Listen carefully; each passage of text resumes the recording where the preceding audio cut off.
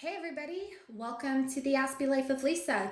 Today it's going to be a very special video, and this video was inspired by a video that I made on how to be friends with someone on the spectrum. Well, I've actually been inspired to make this video on the positives of having a friend on the spectrum.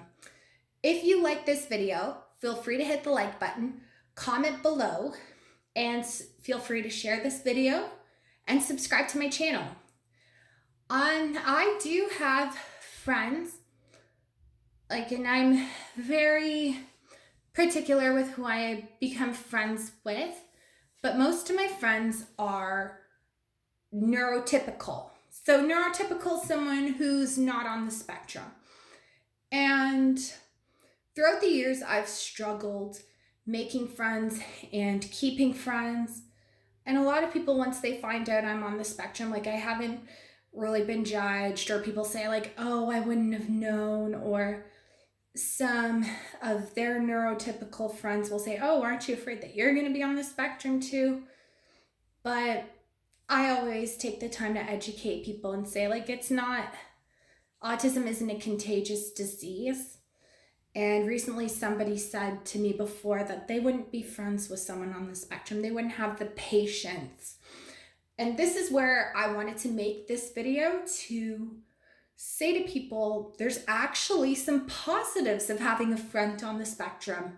So the positives, I'm going to touch on the number one positivity here of being a friend to someone, having a friend to somebody on the spectrum, is fierce loyalty.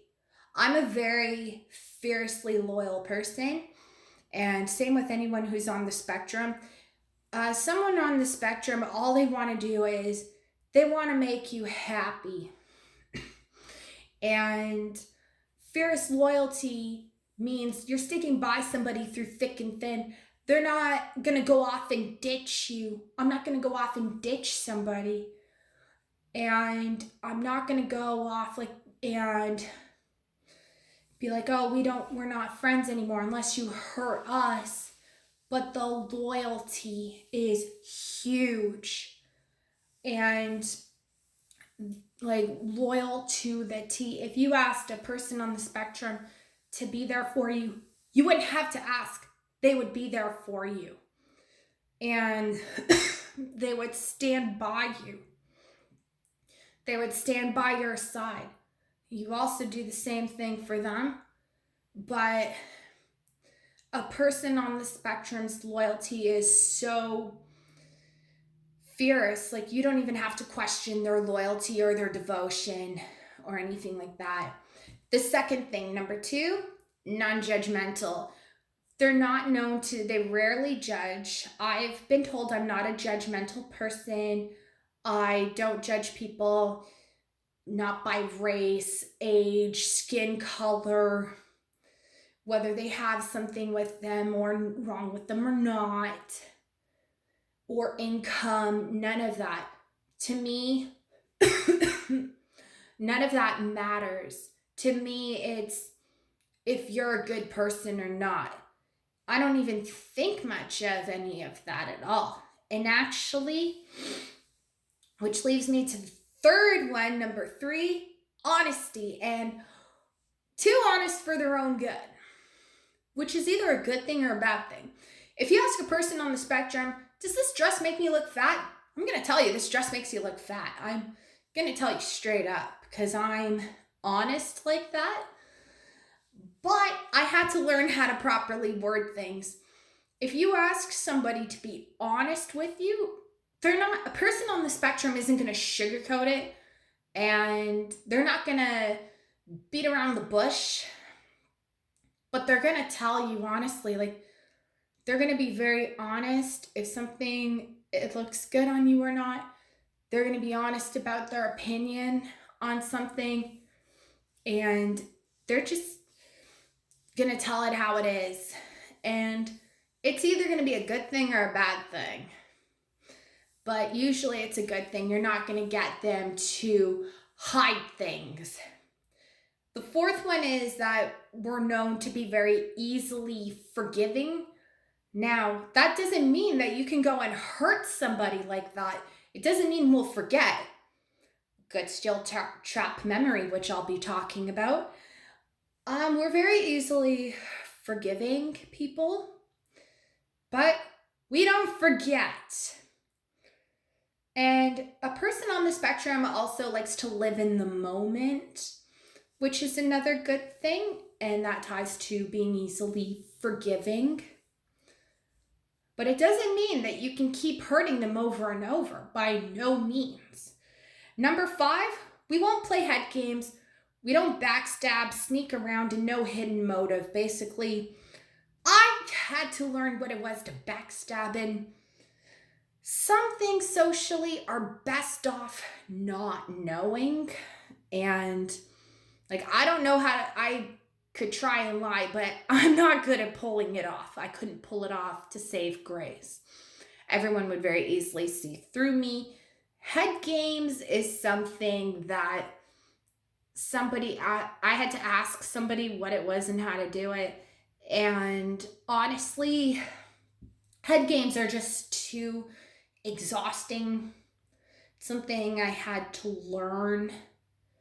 But some things are just best off not learning. So I'm not a head games or backstab, or I don't believe in being sneaky. I couldn't pull it off.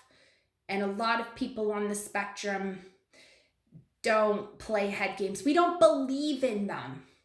We're too honest for that. And hidden motives is something I learned what it was when someone explained it to me when I was in my 20s.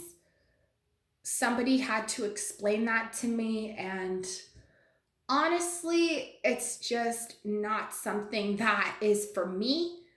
I don't believe in it, and it's just something that's a waste of time. Number 6 is that we're very passionate about our special interests. And we're passionate about our beliefs. We are passionate to the core. I'm very passionate about studying Russian. And for me, it's I will study it and learn it to the T. I'm passionate about fitness, running, knitting. I have other special interests, but give me those special interests. I'm very passionate about it. And even my own beliefs, I'm very passionate with sharing my beliefs. Sometimes I could go on about it without realizing it, but you just have to kindly point out to somebody hey, it's okay to have that, but just kind of bring it down a little bit, and that there's a time and a place to talk about it. Remember, don't stop the person from having their special interests, but if you don't want them to constantly, you want to give them a time and a place to talk about it, just be very clear. You don't have to be rude, but just be clear about it. Hey, you want to have your time to talk about something. Because trust me, you get a person on the spectrum going on about something that they're passionate about, we will hyper focus on it and go on about it. Number 7, we have 0 social expectations, which brings me to social rules that I had to learn either through neurotypical friends, through neurotypical family members, social rules I had to learn at work, some social rules I had to learn the hard way, and I don't really have social expectations of anybody, and for me, it's I have to learn the social rules when I'm going out somewhere. When I started racing, I had to learn the social rules of running real fast. Going to the gym, I had to learn the social rules of going to the gym. So that also explains that I don't really have any social expectations on anyone as long as you're respectful and you're an honest human being and you don't have a hidden agenda or any of that. There's not really a social expectation I've gone out to a restaurant in sweats, or even when it was pajama day at my work, I've gone out in public in my pajamas, and it's technically the social rule You're not supposed to do that, but there's not really I don't really hold that social expectation. And number 8, less materialistic. I don't care if you have the latest Gucci bag or the latest Michael Kors or Kate Spade bag or whatever you wear. I've had somebody say, oh, I'm not dressed the best. Oh, well, I'm not dressed the best either. And I'm not going to hold that against you. And less materialistic, like, I don't care about status. I've had to learn what status was, actually, which is another example of that less materialistic stuff in non-judgmental, what I've been talking about. I had to learn about social status. I had to learn about, like, oh, high end, low end. It's like, oh, okay. So that's what it is. Okay. Oftentimes I feel like a chameleon in that kind of sense. So the less materialistic stuff, a lot of people on the spectrum don't care about that kind of stuff. They care about the little things, like the time you spend with them. They care about the friendship. They care about who you are as a person. They care about if you include them or not. For me, my own experiences, that's what I care about. Number 9, a good steel trap memory. If you talk to me in a conversation, I'll recall exactly what you said. I can remember exact dates of when I've met somebody. I'll remember the exact time I met somebody, and I'll remember the whole conversation like that. I'll even remember names. I can also remember things that are said in a conversation, which I feel like a parrot. I'm repeating myself here, but I will also remember very important events. I will remember the friendversary. I will also remember where somebody's parked. And if we go out to a restaurant, I'll remember what we had on that day. And the final one, number 10, the very last one, the final advantage of having a friend on the spectrum is they're going to teach you something. They're going to teach you a life lesson. They'll teach you patience. They'll teach you how to be yourself. They're going to teach you the true value of friendship. They're going to teach you loyalty. They're going to teach you how to be there and stand by somebody. And they're going to introduce you to a whole different world outside of the neurotypical world. They're going to teach you how to live in the moment. They're going to teach you not only how to live in the moment, they're going to teach you what it is to be a compassionate person, to be someone who's not going to judge. They're also going to teach you on how to view the world differently through their eyes and the little things. It's not always about the big things, but they're going to teach you about the little things in life, the little things that make somebody happy. I hope this video was helpful to neurotypicals. And if anyone on the spectrum wants to add something of their own, they can add it in the comments button. If this video was helpful, again, hit the like button. Feel free to share this video with other people, as long as you tag me in it, of course.